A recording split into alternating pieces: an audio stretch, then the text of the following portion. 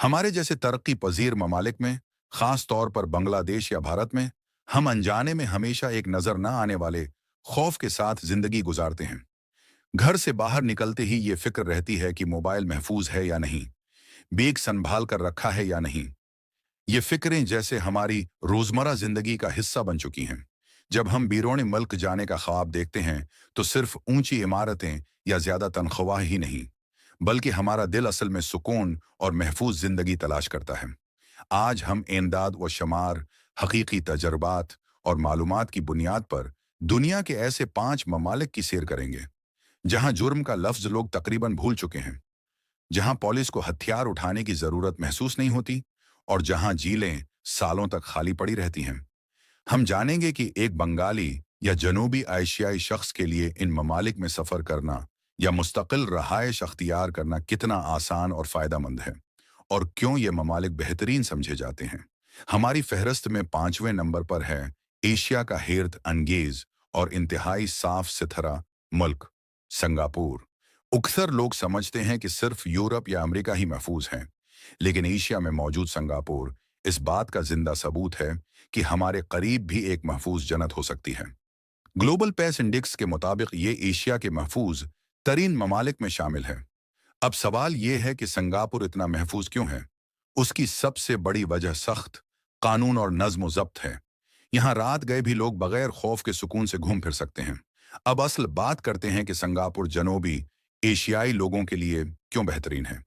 Europe के कई ममालक में जाकर इंसान खुद को अकेला महसूस कर सकता है, लेकिन सिंगापुर में गर्म चावल, मछली, बिरयानी और हमारी सकाफत से मिलती जलती बहुत सी चीजें आसानी से मिल जाती हैं। ऐसा लगता है जैसे आप अपने मुल्क से ज्यादा दौर नहीं। जो लोग अपना करियर बनाना चाहते हैं, उनके लिए सिंगापुर वाकई एक सुनहरी मौका है। ये एशिया का बड़ा बिजनेस हब है। आईटी, बैंकिंग और हॉस्पिटैलिटी सेक्टर में यहाँ माहिर अफराद की बहुत ज्यादा मांग है। बांग्लादेश या भारत से सिर्फ चंद घंटों की फ्लाइट होने की वजह से घर आना जाना भी आसान रहता है। अगरचा यहाँ रहने के अखराजात काफ़ी ज़्यादा हैं, लेकिन यहाँ की सिक्योरिटी और बेहतरीन मयार ज़िंदगी इन अखराजात को मामूली महसूस करवाते हैं। फहरिस्त में चौथे नंबर पर है जापान, एक ऐसा मुल्क जहाँ इज्जत और शराफत कानून से भी ज़्यादा अहम समझी जाती है। जापान को तुलुए आफताब की सरजमीन कहा जाता है, लेकिन मैं उसे एतमाद की सरजमीन कहना पसंद करूंगा। ये सिर्फ एक मुल्क नहीं बल्कि एक अलग दुनिया महसूस होती है। यहाँ हिफाजत सिर्फ कवानीन की वजह से नहीं, बल्कि ईमानदारी जापानी लोगों की फितरत में शामिल है। एक हैरान कुन मिसाल देखिए, हर साल जापान में करोड़ों रुपए मालियत की गुमश्ता चीजें पुलिस स्टेशन में जमा करवाई जाती हैं। लोग अगर सड़क पर पैसों से भरा बटुआ या महंगा मोबाइल फोन भी देखें तो उसे खुद रखने के बजाय पुलिस के हवाले कर देते हैं।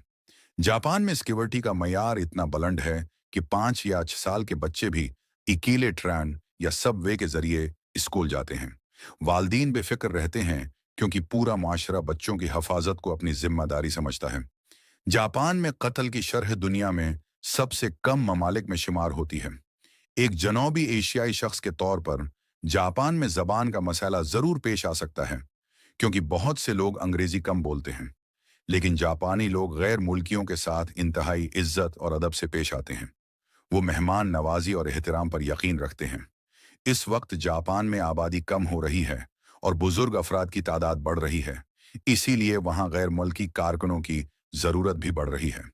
ख़ास तौर पर आईटी, इंजीनियरिंग और कियर गेहूं के शाबों में बहुत